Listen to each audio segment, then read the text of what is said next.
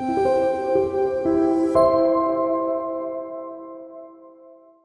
오늘 함께 보실 하나님의 말씀은요, 창세기 3장 16절 17절과 갈라디아서 4장 19절입니다. 제가 한 절, 여러분 한 절, 마지막 절은 같이 읽도록 하겠습니다. 여자에게는 이렇게 말씀하셨다. 내가 너에게 임신하는 고통을 크게 더할 것이니 너는 고통을 겪으며 자식을 낳을 것이다. 내가 남편을 지배하려고 해도 남편이 너를 다스릴 것이다.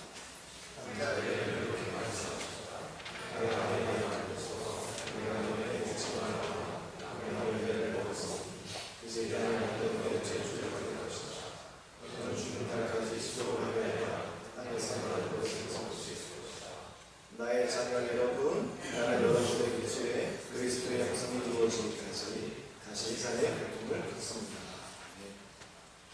이 시간에 우리 박총 원장 수사님, 신비와 정이라는 공동체의 원장 수사님이 계신데요.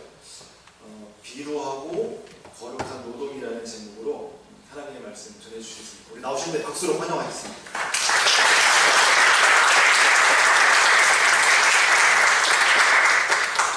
여러분 안녕하세요.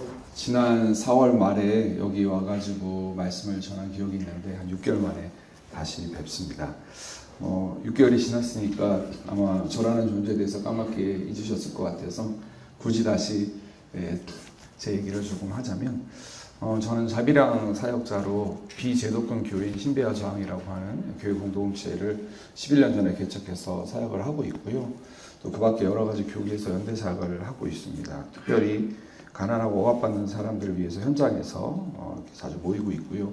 또 저희 집에 자녀가 넷이 있는데 아무래도 애가 넷이다 보면은 밥벌이를 해야 되잖아요. 그래서 아까 자급 목회자라고 말씀을 드렸는데 생활비를 제가 밥벌이를 해야 되거든요. 그래서 글쓰기 교실이라든지 여러 가지 일들을 하고 여의치 않으면 배민 라이드도 하고 노가다도 뛰고 요즘에는 다행히 벌이가 괜찮아져가지고 육체 노동을 좀 덜하긴 하는데 그렇게 먹고 사느라고 지내고 있습니다. 또 제 정체성 중에 하나는 글 쓰는 작가인데 제가 굳이 구질구질하게 이렇게 제 얘기를 왜 드리느냐 하면 흔히 작가다, 목사다 이렇게 말씀을 드리면 일상적인 노동과는 유리가 되어 있는, 결별되어 있는 그런 삶을 살 거라고 이제 지레심작들을 많이 하시더라고요. 근데 저도 여러분과 똑같이 다를 바 없는 생활인이라는 것을 말씀을 드리려고요. 애들이 말 안 들어서 속 뒤집어지면은 신앙이고 목사고 이런 거 다 없어지고요. 또 통장 계좌 보면서 이번 달도 어떻게 지내지 간당간당하는 그런 마음에 또 가슴을 졸이기도 하고, 또 2주 전에는 저희 팔순 노모께서 낙상을 해가지고 대퇴부 관절 골절상을 입으셨는데, 그리고 계속 이후에 수술 이후에 예후가 안 좋으셨어요. 그러다가 그저께는 코로나가 또 확진이 돼가지고 또 폐쇄병동에 들어갔는데 간병인을 어렵게 구해서 붙여놨더니 그 전까지는 광명시에 있는 병원으로 왔다 갔다 하면서 좀 진땀을 뺐는데 그분이 자기는 코로나 걸리면 죽을 것 같다고 예방접종도 한 번도 안 맞았고 걸린 적도 없다 그러면서 짐 싸서 도망가시더라고요. 그래서 새로운 또 간병인을 부랴부랴 구하느라고 수소문하고 그러면서 그냥 좀 진이 다 빠지고 그랬는데, 제가 이런 얘기 드리는 이유, 눈치 빠르신 분들이라면 이미 다 짐작하셨을 거라고 생각합니다. 오늘 제가 노동에 대해서 말씀을 전하려고 하거든요. 이런 게 다 노동이죠. 먹고 살려고 하는 생계 노동이라든지 혹은 자식 노릇, 사람 노릇, 부모 노릇, 남편 노릇 하려고 살아가는 모든 관계 노동에 대해서 오늘 같이 여러분과 신앙적으로 한번 좀 살펴보려고 합니다. 성경 전체 노동과 관련해가지고 제일 먼저 언급된 부분은 창세기 2장입니다. 아담과 하와가 하나님께서 만들어 오신 창조설화에 보면은 에덴 동산에서 그 동산을 경작했다라는 표현이 나옵니다. 영어로 cultivate고요. 거기서 culture라는 단어가 파생이 됐습니다. 그러니까 하나님의 창조는 흔히 무에서 유를 만드는, 그러니까 그 유명한 라틴어에 의하면 ex nihillo라고 합니다. 그 무에서 유를 만들어내는 그런 창조죠. 근데 인간도 하나님의 형상으로 지어졌다라고 할 때 여러 가지 의미가 있는데, 우리 인간도 하나님처럼 사랑할 수가 있다, 누구를 미워할 수가 있다, 그리고 일할 수가 있다, 창조할 수가 있다, 굉장히 여러 가지 의미가 있거든요. 근데 인간도 하나님 같은 창조력을 받았습니다. 그래서 우리 인간의 창조는 신의 창조는 조금 다른 것이 유에다가 유를 만들어내는 창조입니다. 새로운 유죠. 근데 그 유에서 유를 만들어내려면 우리의 노동을 가미를 해야 됩니다. 그리고 플러스 이상적이게는 사랑이 들어가면 더 완벽하겠죠. 그렇게 해서 기존에 있었던 하나님이 만들어 놓은 유인 에덴 동산을 경작을 해서 결과물들이 나오겠죠. 그러면 그것이 인간이 실행하는 창조가 되는 겁니다. 그래서 타락하기 이전에, 그러니까 우리가 흔히 알고 있는 에덴 동산의 나무 열매 실과를 따먹고 인간이 타락에 처하기 이전에 그때부터 노동이 이미 있었던 겁니다. 그리고 창세기 3장에 가면 노동이 다시 한번 언급이 되는데, 방금 말씀드린 아담과 하와가 하나님께서 절대 먹지 말라고 했던 나무 열매 실과를, 어떻게 보면 좀 유치한 얘기일 수도 있는데 실존적으로 따지면 의미가 굉장히 깊습니다.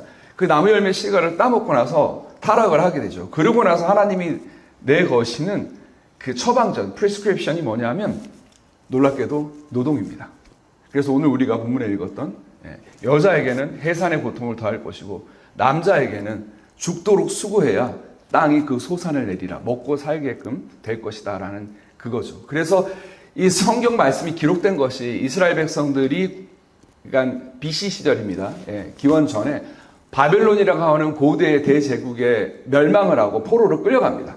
근데 그 포로기 때 기록된 말씀이기 때문에 지금도 여전히 남녀 간의 일에 그 롤에 그 차이가 없다고는 얘기할 수 없죠. 요즘에 남자들도 가사노동이나 육아노동에 많이 이제 개입을 하지만 예전에는 그게 더 심했거든요. 그래서 그런 시대적인 상황들을 좀 고려해서 보면 어쨌든 그 당시 때의 상황을 고려해서 첫 번째 이 성경을 읽는 사람들, 그러니까 첫 번째 그 청자들을 생각을 해야겠죠. 그 사람들의 입장을 배려해서 쓴 것을 생각을 하면 어쨌든 여자는 아이를 낳고 키우는 해산의 고통을 언급을 한 것이고, 대표적으로 물론 여자도 생업에 종사하지 않는 건 아니지만, 그리고 남자는 돈을 벌어오는, 먹고 살기 위한 생계노동에 그 고생을 평생을 해야지 너희가 살 수 있다라는 얘기가 나옵니다. 근데 기존의 교회에서는 이 창세기 3장 16, 17절의 말씀을 가지고 보통 타락했기 때문에 하나님이 너희들에게 내린 징계이고 저주다라는 식으로 많이 가르쳤고, 저도 어릴 때 그리고 청년 시절에 그렇게 많이 배웠습니다.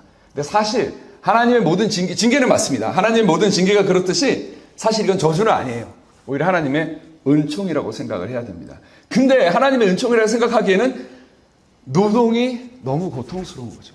여러분, 창세기 2장에 타락하기 이전의 노동과 창세기 3장에 타락한 뒤의 노동은 동일한 노동인데 거기에 뭐가 다르냐면, 창세기 3장에는 고통이 결부가 되어 있습니다. suffering, pain이라는 것이 결부가 되어 있죠. 그래서 하나님은 왜 대체 이 죽일 놈의 고통을 우리 삶에 한 스푼 더 있는가? 이게 제 53년 인생에 평생 동안 실존적인 화두거든요. 왜 이렇게 살기가 힘들까? 단연코 노동이죠. 단연코 노동입니다. 흔히 말하는 먹고 사니즘. 그리고 내가 제정신이 없었던 것 같아요. 애 하나 낳으니까 이뻐서 또 낳고 하다 보니까 어느샌가 눈 떠보니까 애가 넷이 있더라고요. 그래서 그 아이들을 하나 키우기도 힘든데 넷을 키운다는 이 대한민국에서 그 고통, 그 힘듦. 그리고 이제 애들 2명은 20대고 나머지 2명만 좀 뒷바라지 하면 나도 좀 자유로워지겠구나. 여기서 자유로워지겠다 하면,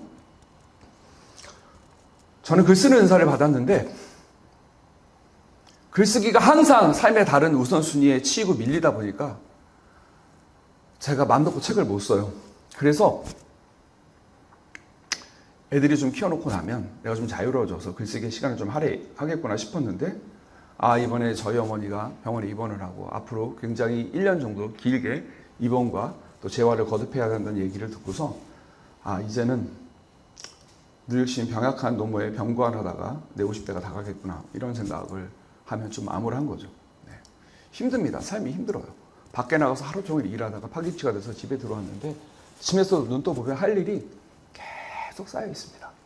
옛날에 박완서 작가님께서 말씀하셨듯이 분명히 모든 일을 마치고 잠자리에 들었는데 눈 뜨고 아침이면 고스란히 어제만한 부피와 용량으로 원상 회복되어 있는, 복구되어 있는 그 일, 죽일 놈의 일, 이렇게 표현했거든요. 그 일들이 회사에서도 가정에서도 우리 인간관계 속에서도 끊임없이 발생합니다. 제가 20대만 해도 마라나타 주 예수여 어서 오시옵소서 아멘 이렇게 돼 있죠. 이게 성경의 맨 마지막 구절이죠. 아시죠? 저 아멘 안 했습니다. 예수여 어서 오시옵소서까지 하고 아멘은 입 다물고 아멘 안 했어요. 왜냐하면 주님 당장 오시면 안 됩니다. 저 할 일이 많습니다. 저 결혼도 하고 싶고요. 애도 낳아서 남들이 느끼는 소소한 행복도 느끼고 싶고요. 그렇습니다. 근데 지금요, 오늘 밤에 자다가 주님 오신다 그러면 저는 쌍수를 들고 환영할 겁니다. 어서 오시옵소서. 왜요? 사는 게 힘드니까요. 고통스러우니까요.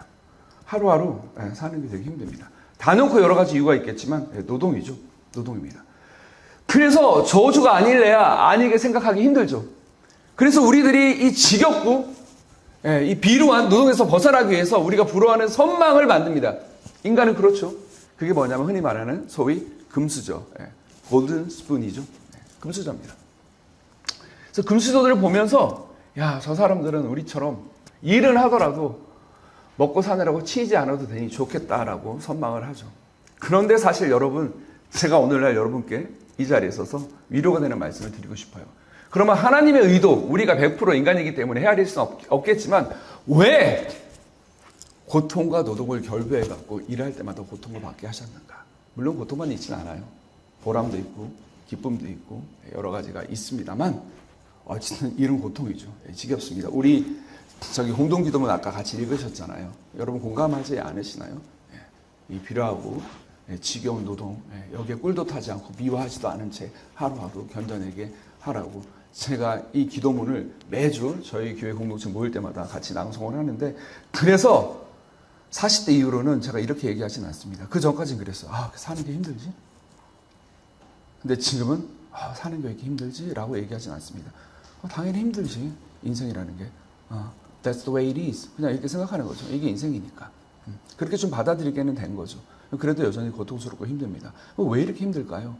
제가 몇 가지 여러분께 묵상할 만한 팁을 좀 드리도록 하겠습니다. 첫 번째, 인간이 타락하고 여러분 들으셨죠? 죄를 짓는 원죄, 죄를 짓는 경향성이 생긴 겁니다. 그렇죠? 네.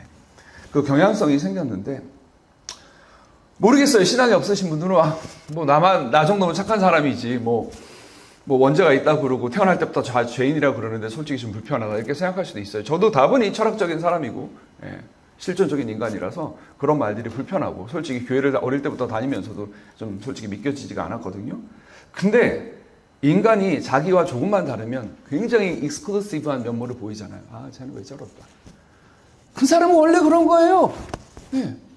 근데 어디서든 내가 내 새끼를 4명을 키우면서도 쟤는 도대체 왜 저러지?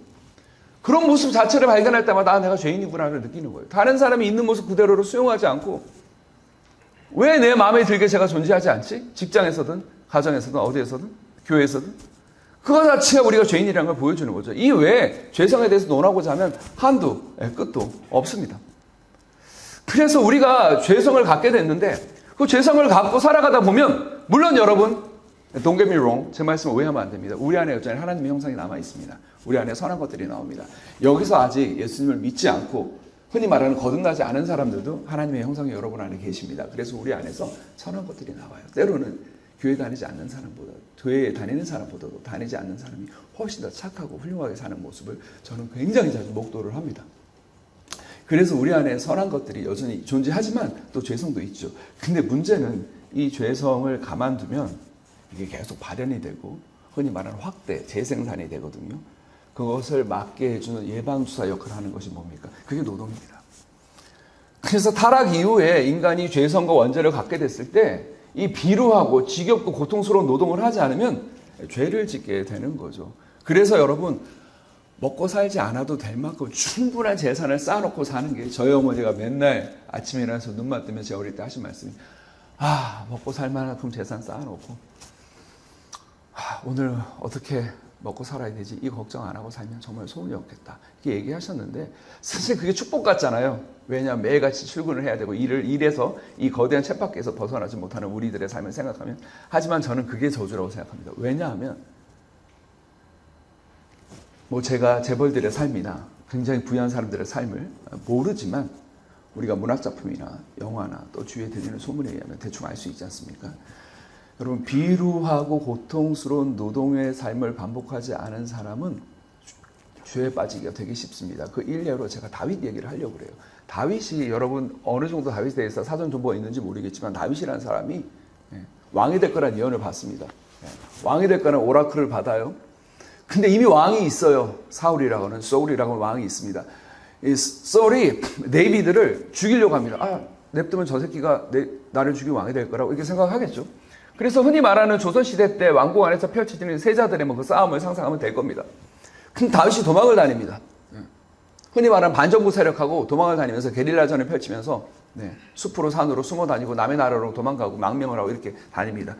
근데 사울의 칼이 목 바로 밑을 겨눌 때만 해도 다윗은 주옥 같은 시편들을 써냅니다. 우리가 읽으면서 감동받는 그 시편들을 그 시절에 썼거든요.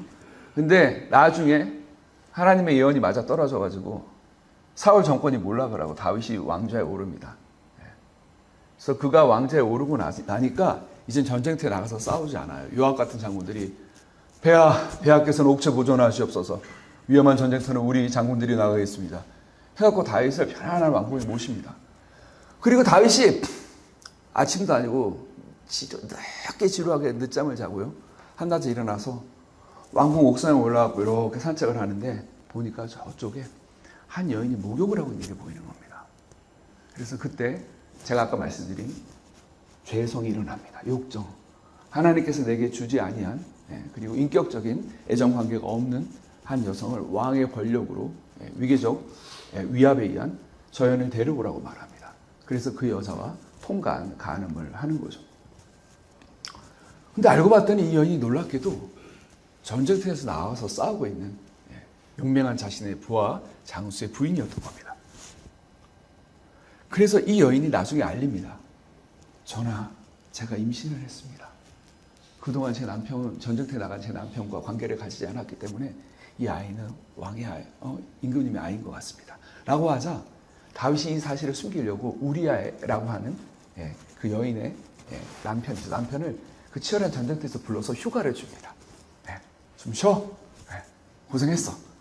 그럼 우리아가 자기 아내랑 관계를 가지면 나서 아기가 생기면 실제는 자기 아들이지만, 자기 애지만, 아들인지 딸인지 모르지만 자기 애지만 우리아가 관계 속에서 낳은 내 자식이 아닌 사기죠. 그런 사기를 치려고 불러오는데 우리아는 놀랍게도 야, 내 동료들이 전쟁터에서 목숨을 걸고 싸우고 있는데 내가 어떻게 내 아내와 합방을 하고 관계를 가질 수 있나. 그래서 거절을 하고 그냥 야전 침대 펴놓고 요즘 식으로 얘기하면 밖에서 그냥 지냅니다. 굉장히 충성스러운 사람이죠. 이런 부하 직원이 있는 직장 상사들은 굉장히 행복하겠죠. 근데 그리고 나서 그 얘기를 듣고 나서 뭐? 잠자리 안 가졌다고? 하면 이 정도 되면 본인이 뭔가 깨닫는 게 있고 회개를 해야 되잖아요. 근데 인간이 어디까지 갈 수 있냐면, 제가 왜 다윗 얘기를 하냐면 다윗이 여러분 성경에서 유일하게 하나님에게 내 마음에 합한 사람이다라는 상찬을 들은 사람입니다. 이런 말을 들은 사람이 다윗 이전에도 이후에도 없습니다. 전무후무한 인물이죠. 그랬던 훌륭한 인물이 어떤 신앙의 롤모델 같은 인물입니다. 이런 사람이 어디까지 악해질 수 있는지를 보면 나중에 대장군 요압에게 연락해서 야, 우리아 장군은 전쟁에서 맨 앞에 나가서 싸우게 해라. 그리고 우리아만 냅두고 니네는 쓱 빠져라. 그래서 적군과 싸우다가 죽게 만들어라 라고 교사를 명령을 합니다. 그래서 그렇게 죽여요. 자기 그 요민스러운 부하를. 그리고 과부가 된 그 우리아 장군의 자기가 간음한 그 여성을 데려와서 자기 아내로 삼습니다. 끔찍한 얘기죠. 이 일 때문에 후폭풍이 일어나고 다윗 집안이 완전 풍비박산이 납니다. 하나님이 강력한 징계 칼을 칼로 치시죠. 근데 제가 이 얘기를 왜 길게 왜 했냐면 다윗같이 훌륭한 인물도 노동하지 않을 때 이렇게까지 끝이 보이지 않을 정도로 타락한다는 겁니다. 그래서 우리가 여러분 리조트 잡아놓고 띵까띵까 먹고 마시면 아무 일 안 하고 노는 것도 일주일이고 한 달이지, 뭐 길면 몇 달이지 평생 그렇게 산다? 반드시 타락합니다. 어쩔 수가 없습니다. 우리 인간이기 때문에. 노동이 결여돼서, 이거는 기독교만의 얘기가 아니에요. 모든 종교에서 가르치는 그냥 지혜입니다. 모든 종교에서 어떻게, 모든 성현들이 어떻게 얘기하고 있냐면 동서고금을 막론하고 여러분 이런 말 들어보셨죠? 요즘엔 잘 안 쓰는 말인데 불안당이라는 말이 있습니다. 기억하시죠? 불안당이라는 말 생각날 겁니다. 굉장히 경상도 사투리로 농띠 같은 인간들이죠. 빈둥빈둥 거리면서 다른 사람을 등이나 쳐먹고 사는 아주 못된 인간들을 불안당이라고 하는데 원래 뜻 아십니까? 불자가 아니 불자고요. 한자가 땀 한자입니다. 땀 흘리지 않고 살아가는 인간들을 불안당이라고 칭하는 겁니다. 그러니까 노동하지 않고 일하지 않으면 반드시 인간이 타락하고 망나니가 될 수밖에 없다라는 걸 얘기하는 거죠. 그래서 우리가 고통스럽게 노동을 할 때 이게 참 고통스럽지만 더 큰 고통인 죄에 빠지는 걸 방지해주는 하나님의 예방주사가 되는 것이죠.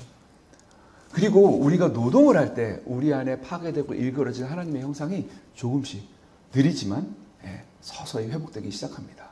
그래서 여러분, 이 노동이라고 하는 것이 1차적으로는 먹고 살기 위한 것이지만 2차적으로는 생각해야 되는 것이 뭐냐면 우리를 죄로부터 멀리 해주고 파괴되고 일그러진 우리가 상실한 하나님의 형상을 회복시켜주는 가장 확실한 하나님의 처방전이다라는 것을 오늘 기억을 하셨으면 좋겠습니다. 그리고 두 번째로 노동의 의미가 있는데, 노동은 우리를 인간되게 합니다. 무슨 소리냐 하면, 여러분, 제가 예수라고 하는 존재에 매료가 돼갖고 평생을 예수처럼 살고 싶다라는 감히 건방지게 주제넘게 택도 없지만 그런 소망을 품고 이렇게 살아가는 이유가 뭐냐면, 여러 가지 이유가 있는데, 저는 그분의 마음속에서 흘러나오는 한량없는 긍휼이 여기는 마음이 있잖아요. 불쌍한 사람을 보면 지나치지 못하고 견딜 수 없어 하는 마음. 옛날 성경에 보면 불쌍한 사람을 보면 마음이 민망하여 가로되 이렇게 되는데, 민망하다가 민망해 이게 아니라, 요즘에 그런 민망하다는 표현을 쓰는 사람이 없는데, 그런 의미에서 창자가 뒤틀리고 끊어지다라고 원어에 보면 그렇게 되어 있습니다. 그게 뭐냐면 가슴이 찢어지다 하는 겁니다. 고대인들은 영혼이 이 아랫배에 있다고 믿었거든요. 그래서 God이라고 하는 영어 단어도 있잖아요. 근데 지금은 이제 broken heart라고 얘기하죠. 마음이 부서진다, 찢어진다 이렇게 표현하는데, 불쌍한 사람을 보면 이분이 어떻게 할 수가 없어요. 견딜 수가 없어요. 그냥 지나칠 수가 없어요. 이분에게는. 그래서 어떻게든 당신이 가진 것, 그 사랑과 능력을 베풀어 주려고 합니다. 이 예수의 행적이 어떻게 가능했는가? 하나님의 아들이니까 라고 얘기하기에는 너무나 나이브한 답변인 겁니다. 여러분, 우리가 흔히 알기로 예수가 공생애라고 하는 복음 전파 사역을 30세 시작해서 3년간 공생애 사역을 살다가 33살에 십자가 못 박혀 죽었다라고 우리가 대략 이해를 하고 있는데, 그러면 나머지 30년을 어떻게 살았는가? Pretty simple, 아주 단순합니다. 우리처럼 노동하고 살았습니다. 예수의 유년기에 대한 기록이 누가복음 1장에 잠깐 언급되는 게 전부인데, 12살 때부터, 12살, 13살 때부터 유대인들은 성인식 같은 걸 하고 그때부터 생업 전선에 투입이 됩니다. 그러니까 지금처럼 공교육 시스템이 있는 게 아니에요.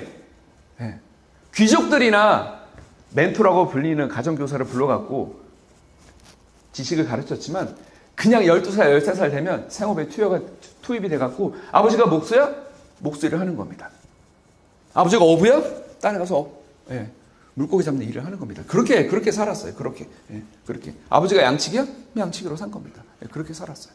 그래서 그때부터 12년부터 30세까지 18년간을 부모에게 순종하였더라 이렇게 되어 있습니다. 부모에게 순종하라는 게 그냥 부모님 말씀에 예의했다는 의미만 있는 게 아니라, 우리 인간처럼 먹고 살려고 신적인 능력을 발휘하지 않고 인간적인 실존 가운데 살았다라는 굉장히 깊은 의미가 누가복음 1장 51, 52절에 담겨 있습니다. 그래서 예수는 여러분 서울에 살지 않았어요. 강남에 살지 않았어요. 저기 북방 갈릴리 지방 변방에, 그 갈릴리에서도 나자렛이라고 하는, 나자렛 이렇게 얘기하는 그 지역에서, 아니 그 동네에 무슨 선한 인물이 나와? 굉장히 여러분 a poor crime ridden area, 가난하고 범죄가 많은 굉장히 notorious한 악명 높은 동네 출신인 겁니다. 그리고 북방 갈릴리 사투리를 팍팍 쓰면서 그렇게 산 사람이었습니다.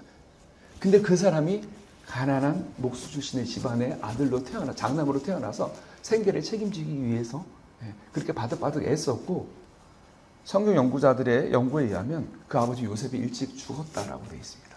그래서 어린 나이부터 집안의 모든 생계, 양육, 가족의 부담을 어깨에 짊어지고 그렇게 산 거죠. 그렇게 살아본 사람이니까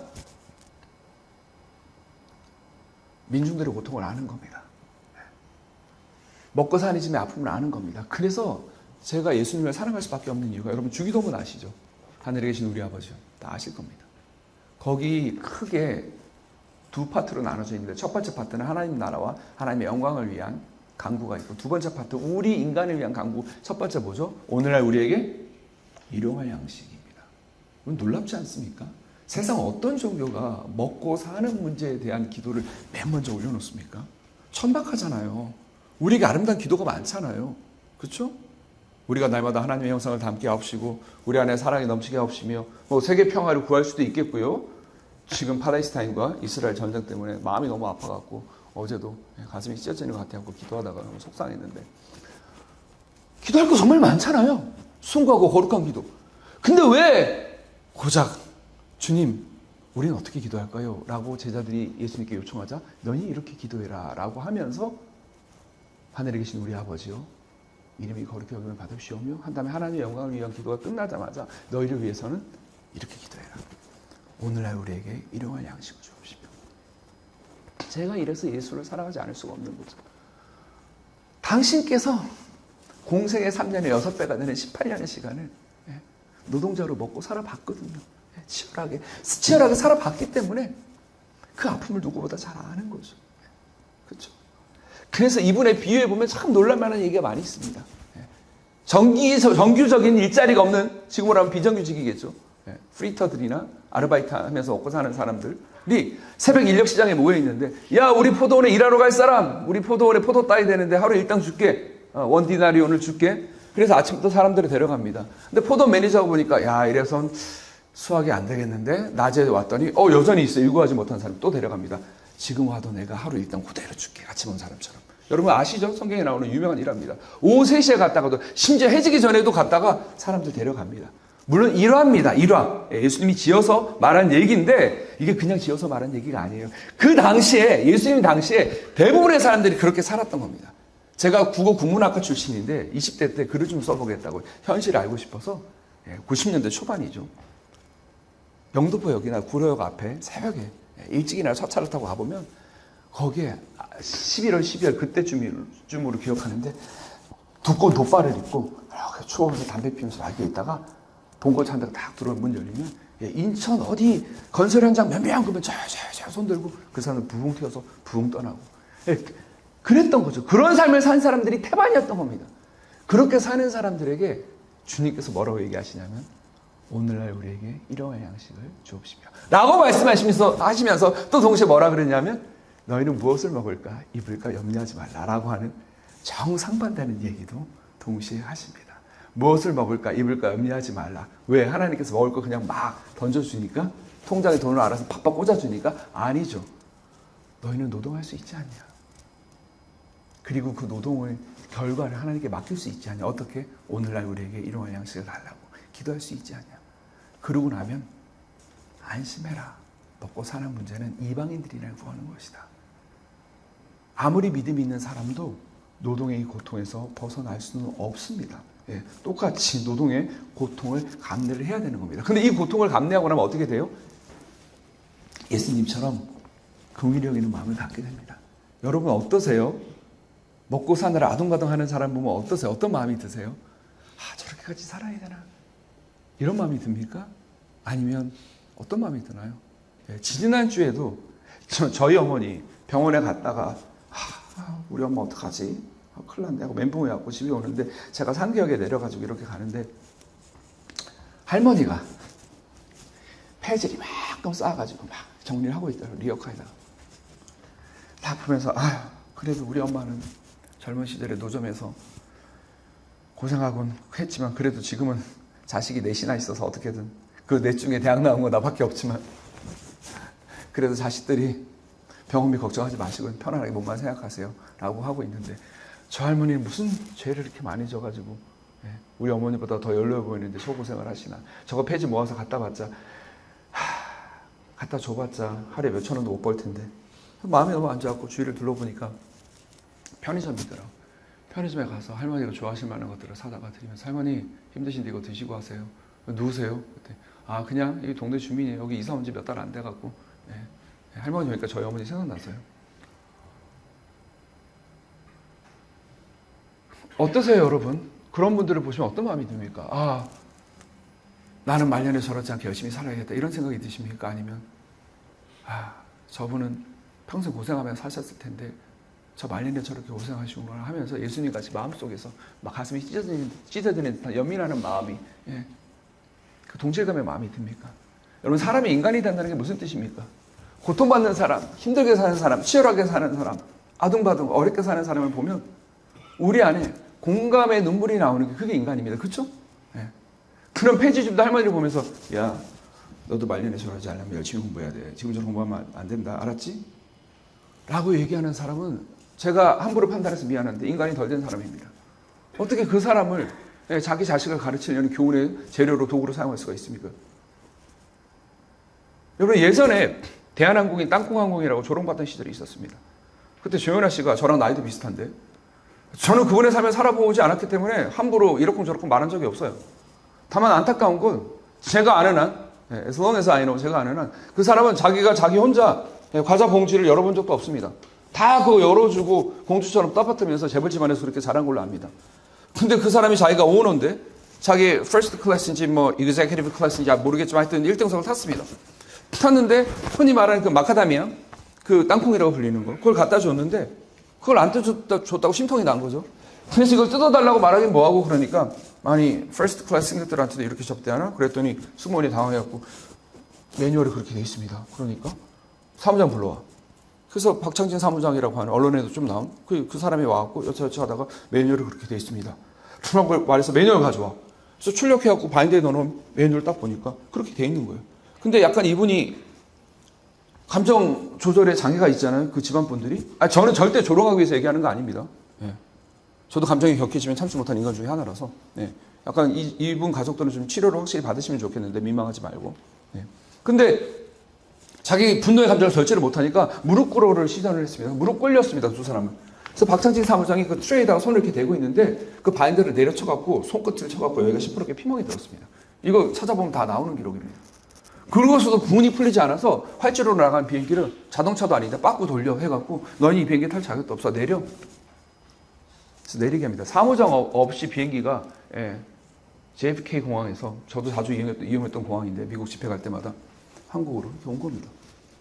근데 제가 다른 얘기 하려고 그런 게 아니에요. 여기서는요. 괜히 저도 그 사람처럼 자랐으면 아마 더 심하면 심했을 겁니다. 근데 제가 얘기하고 싶은 건 뭐냐면 이 사람 노동 안 하나요? 했죠. 언어 수업 받으면서 이세 수업 받으면서 했습니다. 근데 뭐가 문제인가요? 노동을 했는데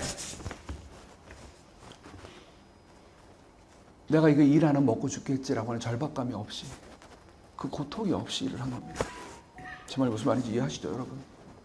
일을 하더라도 돈을 한 100억 쌓아놓고 일을 하는 거하고 여러분 그 부럽죠? 여러분 부러워하시죠? 근데 안타깝게도 그런 사람은 고통이 결부가 돼. 물론 일 자체가 스트레스가 있으니까 고통이 전혀 없다고 말할 수는 없지만 제가 말씀드리고자 하는 이야기의 핵심은 어디에 있냐면 내가 일하지 않으면 나도 그렇고 우리 가족들도 그렇고 안 되는데 그리고 여러분 사표를 써놓고 확 집어던지고 저도 부교육자 생활을 했지만 진짜 때려치고 싶다 하고 확 집어던지고 그만두고 싶다 그런 마음을 갖다가도 내가 당장 대책도 없이 그만두면 우리 가족들은 어떻게 먹고 살지?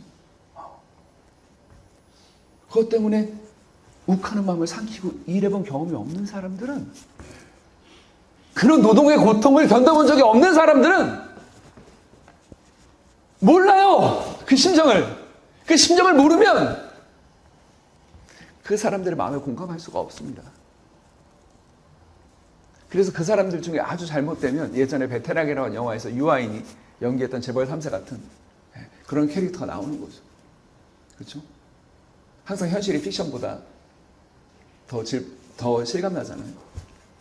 아마 유아인보다 더 심한 사람도 있을 겁니다. 그런 사람을 정죄하려고 얘기를 하는 게 아니에요. 여러분 제 말의 핵심을 파악해 주십시오. 우리가 부러워하는 금수저가 오히려 사람이 될 가능성이 적다는 겁니다. 그래서 먹고 사는 짐의 고통 가운데 살아야 하는 우리가 저주를 받은 게 아니고요. 사실 이게 블레싱이라는 얘기를 하고 싶은 거예요. 물론 제 말에 설득이 없다는 걸 저도 압니다. 짜증나네. 여러분 이러실 수도 있어요. 근데 여러분 깊이 한번 생각해 보세요. 깊이 한번 생각해 보세요. 제가 괜히 이런 얘기를 하는 게 아닙니다. 일을 해야만 먹고 살 수 있는 하나님 말씀하신 게 뭐죠? 네가 죽도록 수고해야 땅이 그 소산을 내겠다. 그러니까 네가 죽도록 고생하고 먹고 사는 짐에 빠져 있어야지 땅이 그 열매를 줘서 네가 먹고 살 수 있다는 거예요. 이 트랩에 걸려 있잖아요, 우리가요. 근데 이게 저주가 아니라고요. 이게 우리를 사람 되게 해주는 겁니다. 그리고 주위를 둘러봤을 때 똑같이 나와 특별히 약간 빈부격차의 차이는 있겠지만 먹고 사느라고 다 고생하는. 그러니까 오늘도 제가 전철을 타고 4호선을 타고 3호선으로 갈아타고 이렇게 오면서 정말 출근하는 사람들 가닥 있잖아요. 다들 피곤한 얼굴인데 이 사람들이 다 내 동지인 거죠. 한 명 한 명이 얼마나 힘들게 살아가. 여러분 그런 애틋한 마음 가져본 적이 있어요? 내 삶도 힘들어서 그런 생각 못했다고요? 이제부터 좀 가져보세요. 그 사람 한 명 한 명을 위해서 기도해 보세요. 예. 핸드폰을 보고 있거나 눈을 감고 졸고 있거나 그 사람을 보면서 얼마나 피곤할까, 얼마나 힘들까. 예. 그리고 오후에 전철을 타고 탈 일이 있으면 뭐 직장인들이 아니라 뭐 아주머니들도 많이 타고 이렇게 하실 텐데 저분 표정 왜 저렇게 안 좋은가? 나처럼 저분의 어머니가 지금 병원에 계신가? 그럼 우리 안에 인류애적인 그런 사랑이 솟아나지 않습니까? 이거는 노동의 고통을 감내하지 않고서는 통과해보지 않은 사람은 이걸 가질래야 가질 수가 없는 겁니다. 그래서 노동의 고통은 우리를 사람 되게 하는 거죠. 근데 제가 지금까지 무슨 얘기만 했죠? 먹고 사는 생계노동에 대해서만 얘기를 했죠. 근데 여러분 해산의 고통 얘기를 안 했죠. 이 얘기만 잠깐 하고 오늘 말씀 마무리하려고 합니다. 이 해산의 고통은 그냥 애를 낳는 것만, 딜리버리 하는 것만 생각하시면 안 됩니다. 제가 얘기를 하려면 좀 길어지는데 우리가 두 번째 읽었던 그 갈라디아서 말씀이 있지 않습니까? 여러분 성경 전체 해산의 고통이 딱 두 번 나옵니다. 하나는 창세기 3장 16절 방금 읽었던 여자에게는 해산의 고통을 더하리니 이거고요. 두 번째는 사도 바울이라는 사람이 갈라디아 성도들아, 사도 바울이 개척한 교회예요. 갈라디아라고 하는 그 지역에서, 갈라티아는 그 지역에서 그 개척한 교회인데 내가 너희를 위해서 목회자로서 해산하는 수고를 날마다 한다라고 얘기한 거예요. 근데 여러분 좀 짜증나지 않나요? 왜? 사도 바울은 여자예요, 남자예요? 남자예요. 결혼해봤어요, 안 해봤어요? 안 해봤어요. 애 낳아봤어요, 안 낳아봤어요? 자기가 해산의 고통을 뭘 알아요? 솔직히 저만 해도 남자지만 생물학적으로 애를 낳을 수 없지만 저는 집안 애들 다 가정 출산했거든요. 산파 불러서 애 낳았어요. 제가 애 받고 제가 탯줄 잘랐어요. 산후조리도 제가 4번 다 했습니다. 그러니까 저는 좀 얘기해도 됩니다. 우리 아내가 둘째 낳을 때 손잡고 24시간 진통했어요. 우리 산파 엘리자베스한테 이거 괜찮냐? 그랬더니 우리 응급실 불러야 되는 거 아니야? 119 emergency 했더니 That's okay. 아주 잘하고 있어. 우리 아내 순영이 있어. Doing very well 하면서 걱정하지 말라고. We on the right track. 우리 지금 잘 가고 있는 거라고. 그렇게 얘기를 하더라고요. 제가 캐나다 유학 시절에 신학교 공부하던 그 시절에. 그래서 24시간 진통하는 아내를 손을 잡고 눈물을 흘려본 경험이 있는 저는 해산의 고통을 좀 얘기할 만한 자격이 있다고 생각하는데 사도 바울은 자격이 있어요? 없잖아요. 근데 제가 이전에는 이 해산의 고통을 더하리니 할 때는 삔또가 안 상했는데 애를 넷을 낳고 보니까 쥐가 해산의 고통을 알아? 이런 마음이 들어서 삔또가 상하는 거예요. 근데 여러분 해산의 고통이 어떤 의미냐면 제가 좀 말씀을 드릴게요. 오늘 본문에는 없는데 누가복음에 보면 예수님이 이렇게 얘기합니다. 너희 아버지의 자비하신 것 같이 너희도 서로 자비하라. 이 자비하라는 말씀을 놓고 1977년에 필리스 트리블이라고 하는 1세대 여성 신학자가 이렇게 표현합니다. 자비의 히브리어 어원이 자궁이다. 그러니까 하나님이 우리 인간들을 자비하게 여긴다는 것은 그래 봐주자 이 정도가 아니라 야 네가 예수 믿으니까 좀 참아. 네가 좀 자비의 마음을 베풀어. 그래 이 정도가 아니라는 거. 이것도 대단한 일이지만 뭐냐 하면 죄인된 우리를 하나님의 사랑의 자궁에 품었다가 다시 낳게 해주는 거. 그게 자비의 물리적인 의미라는 거에서 거기서 아주 유명한 말을 합니다. 우미시각. 우미라고 하는 단어가 자궁인데 거기다 ish를 붙여서 형용사로 만들어서 우미시하면 자궁 달린, 자궁스러운, 번역하면 좀 직역하면 이상하지만 그런 하나님을 얘기를 합니다. 필리스 트리블이라고 하는 여성 신학자가 그 얘기를 합니다. 그래서 여러분 생각해 보십시오. 그러면 하나님의 자비하신 것 같이 인간들 너희도 서로에게 자비하라는 거 우리가 어떻게 이해할 수 있죠?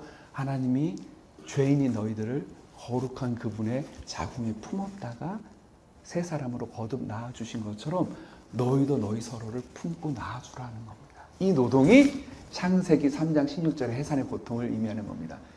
그러니까 아기를 안 낳기로 결정한 사람도 혹은 요즘 불임이 많은데 안타깝게도 저희 교회도 꽤 많고 아기를 못 낳는 사람도 이유에 어쨌거나 난 해산의 고통을 감당할 일이 없겠네가 아닙니다.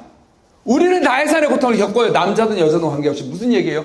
여러분 세상을 살다 보면 가정에서든 직장에서든 서로를 품어주지 않으면 안 됩니다. 마음에 안 맞는 사람을 만나서 일하게 됩니다. 하물며 내 자식도 내 배우자도 마음에 안 들 때가 있습니다. 그렇죠? 그 사람들을 품고 낳아주는 게 뭐라고요? 그게 해산의 고통입니다. 그 말을 달리 표현하면 관계 노동이 되는 거겠죠. 여러분, 우리가 살면서 힘든 게 딱 두 가지 이유라고 요약해도 감히 말해도 될 겁니다. 첫 번째, 돈 버느라고, 먹고 사느라고. 두 번째, 인간관계. 솔직히 그렇지 않습니까? 둘 중에 하나죠. 예전에 제가 가르쳤던 청년이 이러다가, 목사님, 이번 직장은요, 인간관계는 너무 좋은데요. 분위기도 너무 좋고, 연봉이 너무 짜서 먹고 살기 힘들어요. 그래서 이직하려고요. 좀 생각해보지. 그랬더니, 이직하려고 결심했어요. 이직을 했어요. 목사님, 어때? 복지도 좋고요. 연봉도 굉장히 괜찮아요. 근데 문제가 있어요. 인간관계가 좀 힘들어요, 이 직장은. 그러니까 참 희한한 게 두 가지가 동시에 다 좋게 주어지는 경우가 별로 없어요. 우리 인생을 살면서.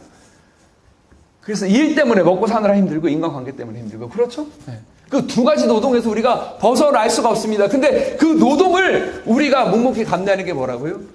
그게 예배예요. 아침에 여기 오시는 분들, 여기 예배하러 오셨죠. 근데 벽산그룹이 아니라 다른 회사로 출근하신 분들도 하나님이 내게 이 일을 주셨고 내가 이 일이 100% 마음에 드는 건 아니지만 나에게 주어진 일이니까 내가 내 일을 한다라고 생각하면 그 예배하러 가는 겁니다. 그 사람들이. 예배하러 가는 거예요. 마르틴 루터라는 사람 아시죠? 종교개혁이란 말 별로 안 좋아하는데, 왜냐하면 종교가 기독교만 있는 건 아니니까. 기독교 개혁 500년 전에 한 사람이죠. 근데 이 양반이 무슨 말을 했냐면, 성경에 보면 복음 들고 산을 넘는 자들의 발걸음이 아름답다고 했는데 그 사람들의 발걸음만 아름다운 게 아닙니다. 구정물 통을 들고 돼지 우리에 들어가서 나왔다가 나오는 우리 집 여자 하인의 발걸음도 그 못지않게 아름답습니다. 라고 얘기를 하면서 이런 말을 하죠. 당신이 무슨 일을 하든지 그 일을 하나님이 주셔서 했다고 믿고 한다면 그 일은 곧 뭐다? 성직이다. 그리고 그 일을 하는 그 장소가 뭐다? 성소다라고 얘기합니다. 여러분, 이게 종교개혁이 이룬 가장 큰 성과라고 저는 생각합니다. 왜냐하면 저 같은 목회자들을 상대화시켜 버렸거든요. 이 자리에는 성직이라는 개념이 따로 존재했었어요. 성직이라는 게.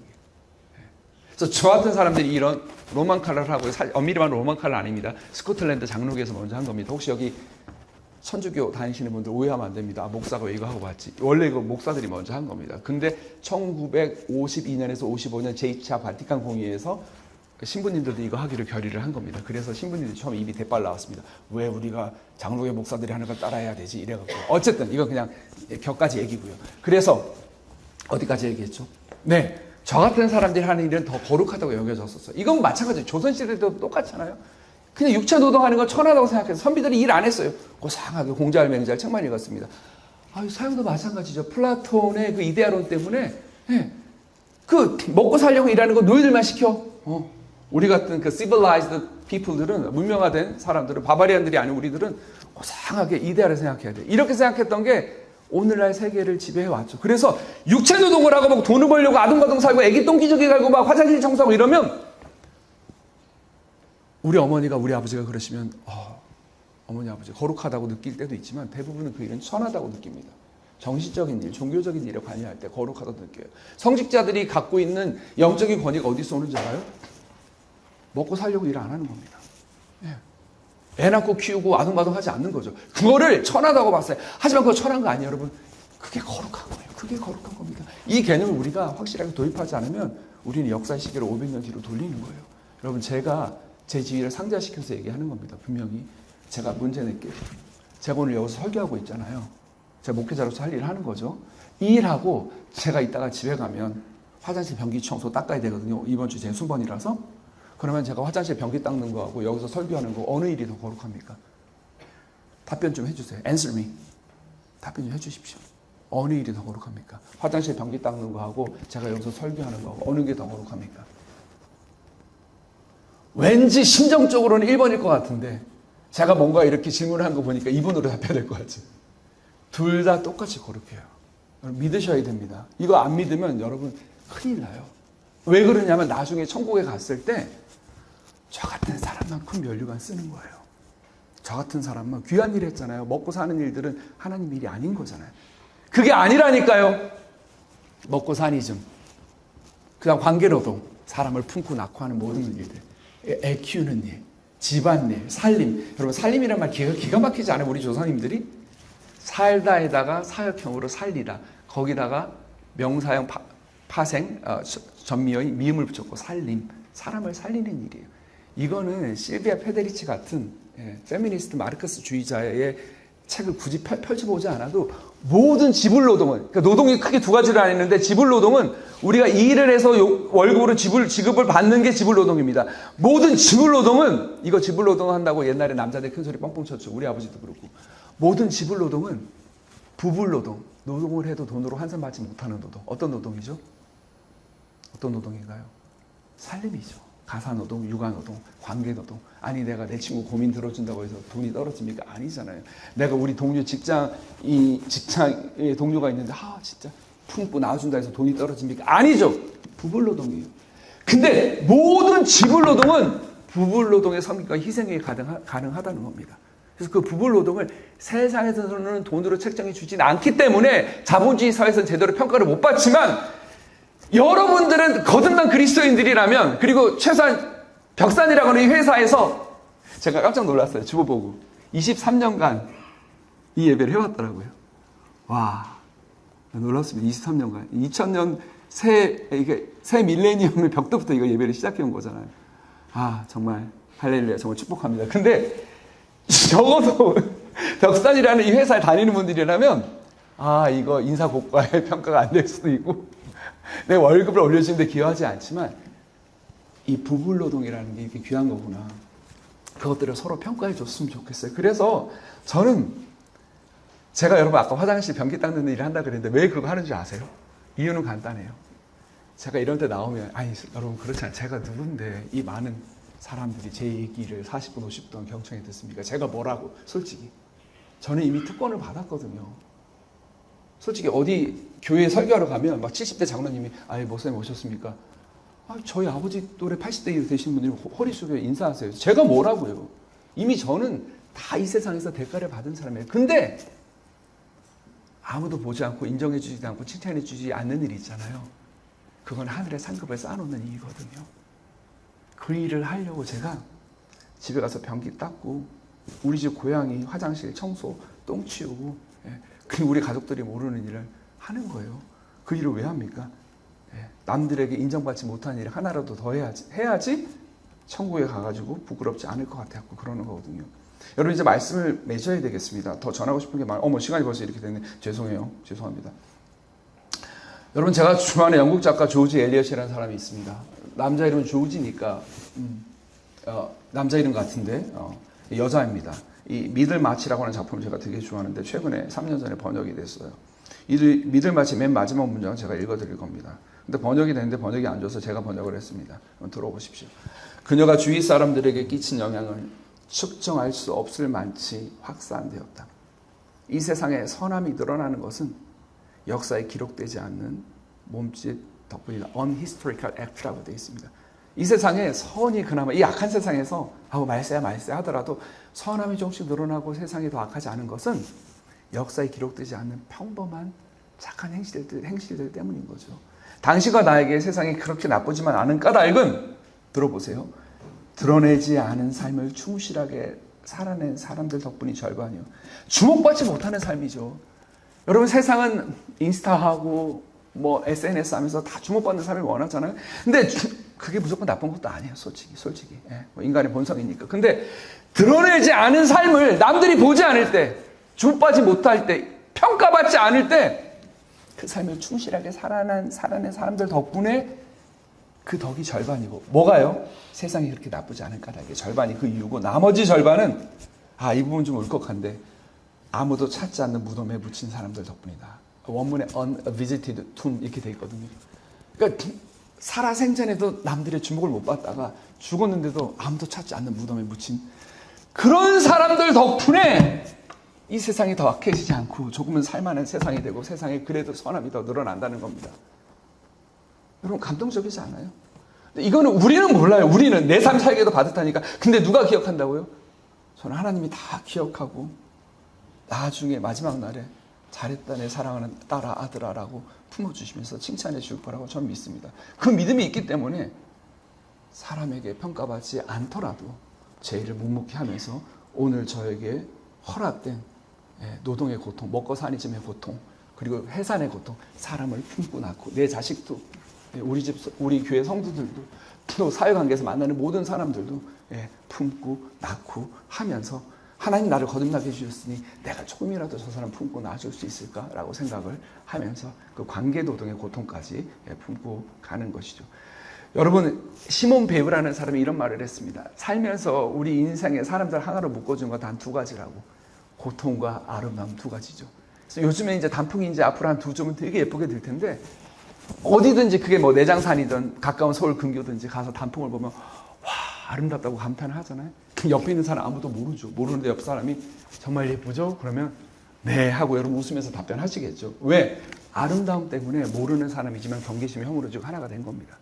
근데 또 하나 우리를 묶어주는 게 있어요. 뭐예요? 고통이에요. 근데 그 고통 중에 대표적인 고통이 뭡니까? 가장 대표적인 고통이 이스라엘과 팔레스타인 전쟁 같은 그런 고통도 있지만 우리가 늘 겪는 고통 뭐죠? 오늘 설교 내내 제가 이야기했던 노동의 고통이죠. 네. 서로 노동의 고통. 고생 많지? 하면서 여러분 퇴근하고 술자리에서 너 애쓰지? 고생 많지? 회사 다니느라 자식 키우느라 서로 위로하잖아요. 그게 우리를 하나로 만들어주잖아요. 노동의 고통이 우리를 하나로 만들어줍니다. 이렇게 노동에 수많은 하나님의 섭리와 의미가 있습니다.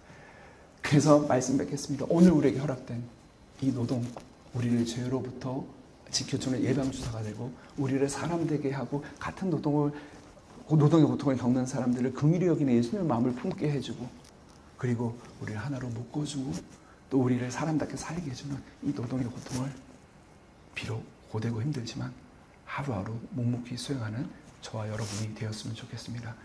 제가 오늘 말씀 길어서 되게 죄송합니다. 여기까지 하겠습니다. 감사합니다. 기도하겠습니다.